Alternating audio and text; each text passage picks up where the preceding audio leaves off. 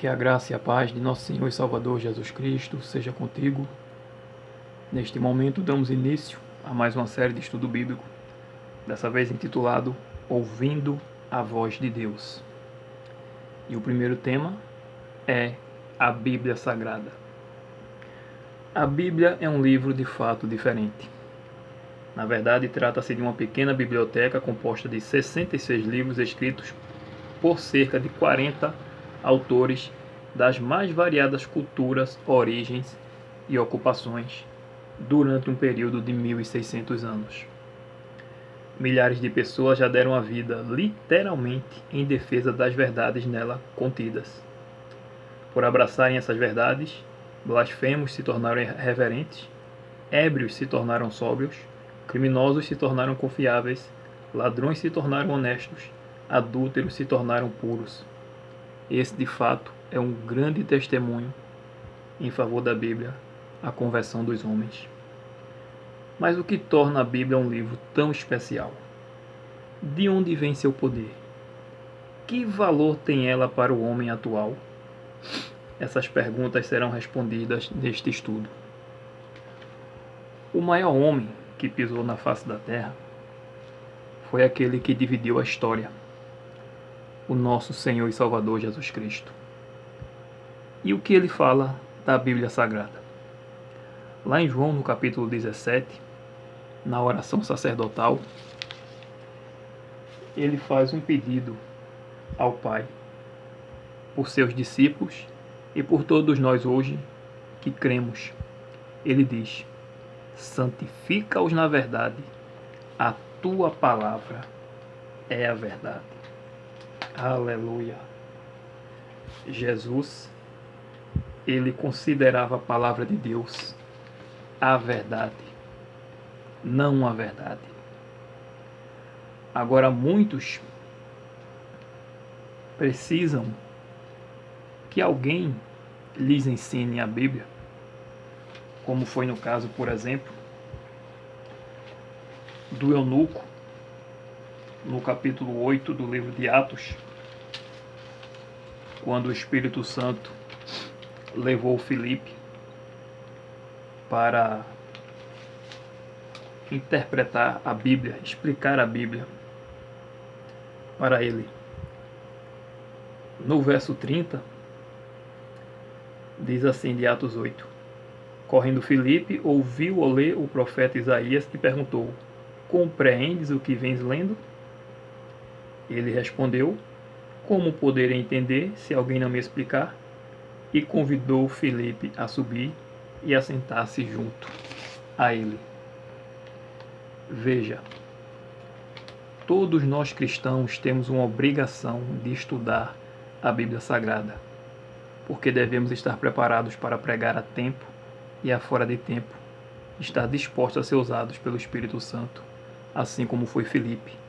Filipe, ele andou com o Senhor Jesus durante 3 anos e meio, e isso fica de um alerta para nós hoje, caminharmos com Jesus a cada dia, como ele disse, que devemos tomar a nossa cruz a cada dia e o segui-lo, ou seja, devemos manter comunhão com Cristo, por meio da oração e do estudo da palavra, para quando surgir as oportunidades, nós possamos ajudar as pessoas a se libertarem do erro, assim como Filipe também ajudou. Agora tem uma perguntinha, né? Qual é a maneira correta de estudar a Bíblia? Primeiramente, nós devemos orar.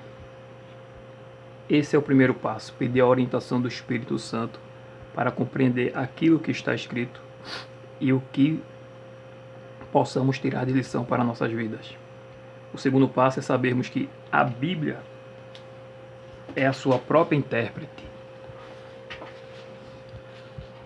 Ou seja, muitos versos da Bíblia que são confusos devem ser estudados à luz de versos mais fáceis. É como diz aqui no terceiro passo: ler o texto também em seu contexto.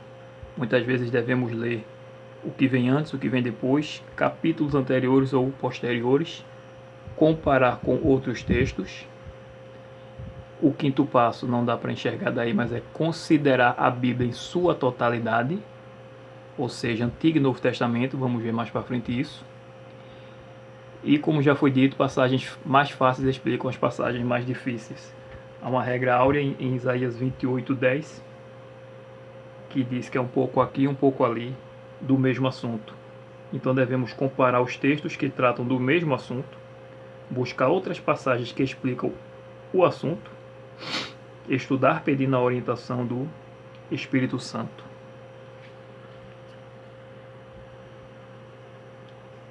Agora, há uma promessa para os estudantes da Bíblia. Lá no capítulo 5 de João, Jesus, quando tentava convencer os fariseus de sua divindade, ele repreendeu os fariseus dizendo que vocês, em João 5,39, vocês examinam as Escrituras porque julgam ter nelas a vida eterna. Vocês estão certos. E são elas que testificam de mim. Ou seja, a palavra de Deus, através da palavra de Deus da Bíblia, nós encontramos a vida eterna. Ela testifica de Jesus, João 5, verso 39. Jesus é o personagem central da Bíblia. Cada página da Bíblia revela seu amor e seu desejo de nos salvar. Lendo-a, encontramos o caminho da salvação. Se você quer ser salvo, leia a Bíblia Sagrada. Algumas informações também sobre a Bíblia Sagrada. A Bíblia Sagrada, como foi dito, são 66 livros, sendo 39 no Antigo Testamento e 27 no Novo Testamento. A Bíblia também é o livro mais vendido do mundo e o mais traduzido. Já foi traduzido pelo menos para 2.403 línguas diferentes. Agora, há um benefício prático quando estudamos a Bíblia Sagrada. João 16, no verso 13, nos diz o seguinte: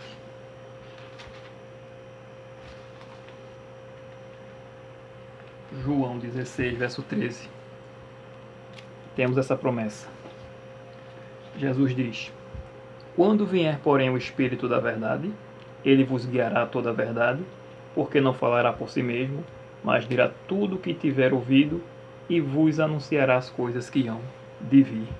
Ou seja, temos a promessa de receber o Espírito Santo. E lá em João, capítulo 8, reforçando essa promessa, é dito no verso 31 e no verso 32. Disse, pois, Jesus aos judeus que haviam crido nele: Se vós permanecerdes na minha palavra, sois verdadeiramente meus discípulos, e conhecereis a verdade, e a verdade vos libertará. Aleluia! A Bíblia diz que éramos como ovelhas desgarradas, ou seja, cada um fazia a sua própria razão. Mas agora temos um pastor que nos deu um propósito de vida. Somos seus discípulos e não somos mais enganados por falsas doutrinas. Também tem uma pergunta, né? De onde vem o poder da Bíblia, né?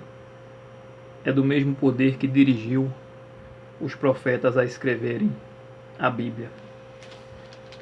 E quem dirigiu os profetas a escreverem a Bíblia?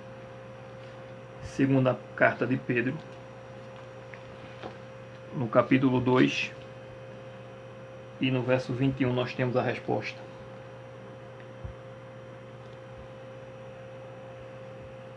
Aliás, é capítulo 1 da segunda carta de Pedro, verso 21. É dito: porque nunca jamais qualquer profecia foi dada por vontade humana, entretanto homens falaram da parte de Deus, movidos pelo Espírito Santo. Ou seja, homens santos separados para esse propósito, assim como você e eu somos separados hoje do mundo, para vivermos uma vida cristã. Somos movidos pelo Espírito Santo. Esse Espírito Santo é que dá poder para a conversão do homem. Esse Espírito Santo foi o que dirigiu os profetas a escreverem a Bíblia Sagrada. Jesus, como já foi dito, falou que a palavra de Deus é a verdade e que só existe santificação por meio dela. Santifica-os na verdade, a tua palavra é a verdade. Mas hoje, muitos religiosos usam apenas algumas partes da Bíblia. Seria isso correto? O que diz segunda carta de Timóteo, no capítulo 3 e no verso 16.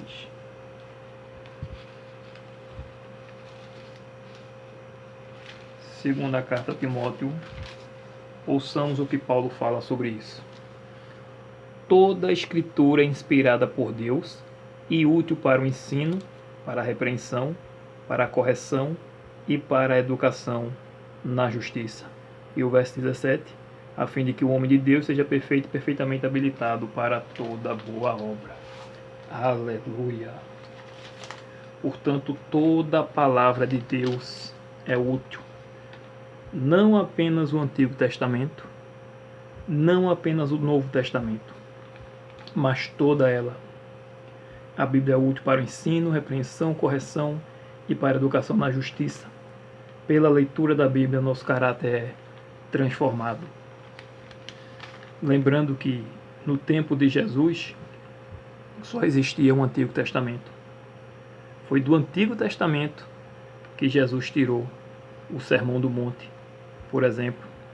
Foi do Antigo Testamento que Paulo disse que o justo viveria pela fé. Muitos hoje usam apenas o Antigo Testamento para pedir dinheiro, mas vemos que toda a Bíblia é inspirada e toda a Bíblia é útil, Antigo e Novo Testamento. E interessante também é que vemos que o Espírito Santo ele dotou os homens de dons e um deles foi para escrever a Bíblia. Mas existe uma parte da Bíblia que Deus fez questão de escrever. Êxodo no capítulo 31 nos diz qual é. Êxodo 31, verso 18. Diz assim: E tendo acabado de falar com ele no Monte Sinai, Deus falado com Moisés, deu a Moisés as 2 tábuas do testemunho, tábuas de pedra escritas pelo dedo de Deus. Ou seja, as tábuas dos 10 mandamentos foram escritas pelo próprio dedo de Deus. Os 10 mandamentos, sua santa lei, ele mesmo fez questão de escrever. E no mesmo livro de Êxodo, no capítulo 32, verso 15 e 16, nos dá uma informação adicional. Diz o seguinte: E voltando-se, desceu Moisés para o monte Voltando-se, desceu Moisés do monte com as 2 tábuas do testemunho nas mãos, tábuas escritas de ambos os lados, de um e de outro lado estavam escritas. As tábuas eram obra de Deus, também a escritura era a mesma escritura de Deus, esculpida nas tábuas. De ambos os lados, Deus escreveu a sua santa lei. Aleluia! Interessante também perceber que os 10 mandamentos eles já existiam. Gênesis 26, verso 5, Abraão, pai da fé, o próprio Deus relata que guardou os mandamentos. José também, ele se recusou a se deitar com a mulher de Potifar, porque ele sabia que adulterar era pecado. E os filhos de Noé, enquanto um zombou de Noé, da nudez do seu pai, os outros foram de costas para cobrir a nudez do pai, ou seja, mostrando honra ao seu pai, como diz no 5º mandamento. A lei de Deus não foi dada no Sinai. Ali foi feito o concerto com o seu povo, e a lei de Deus é tão séria, tão santa, que o próprio Deus fez questão de escrever em tábuas de pedra, simbolizando a eternidade de sua lei. E com isso, há uma pergunta: está alguém autorizado a alterar a Bíblia? Já que muitos acham que a Bíblia foi alterada devido às muitas cópias, mas as cópias só provam a autenticidade da Bíblia.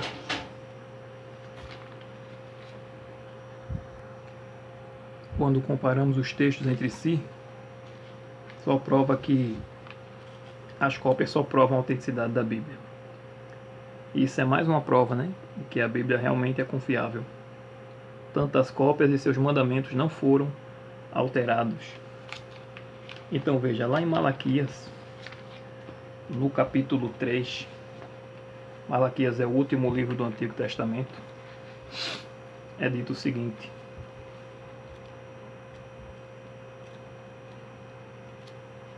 está alguém autorizado a mudar a Bíblia Sagrada? Malaquias 3, no verso 6 é dito: primeiramente, fala que Deus é imutável, porque eu, Senhor Jeová, não mudo. Por isso vós, filhos de Jacó, não sois consumidos. Tiago 1, verso 17, também fala a mesma coisa. Se Deus não muda, por que mudaria a sua santa lei? E em Apocalipse 22, no verso 18 é dito: eu a todo aquele que ouve as palavras da profecia deste livro, testifico, se alguém lhes fizer qualquer acréscimo, Deus lhe acrescentará os flagelos escritos neste livro. E se alguém tirar qualquer coisa das palavras do livro desta profecia, Deus tirará a sua parte da árvore da vida, da cidade santa e das coisas que se acham escritas neste livro. Tenho certeza que nenhum tradutor da Bíblia ele quis que a sua parte da árvore da vida fosse tirada, né? E muito menos querer receber os flagelos do Apocalipse. Então ninguém está autorizado a mudar a palavra de Deus. Agora, perante Deus, perante Jesus, como são chamados ou considerados aqueles que estudam a Bíblia e seguem seus ensinos?